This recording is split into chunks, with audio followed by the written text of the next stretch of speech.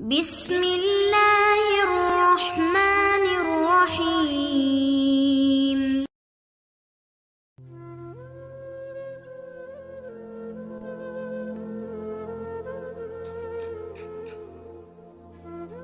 एक मुसाफिर किसी बड़े रेगिस्तान में रास्ता भूल गया।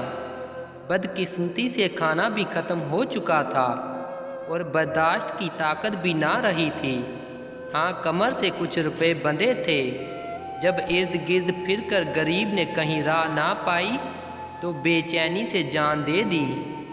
कुछ अरसे बाद उस तरफ किसी काफ़िले का गुज़र हुआ तो देखा कि मरने वाले के सामने रुपयों की हमयानी रखी है और ज़मीन पर ये लिखा हुआ है, मालो दौलत से पेट नहीं भरता, सोने चांदी से शलजम अच्छे हैं, जिससे पेट तो भर सकता है।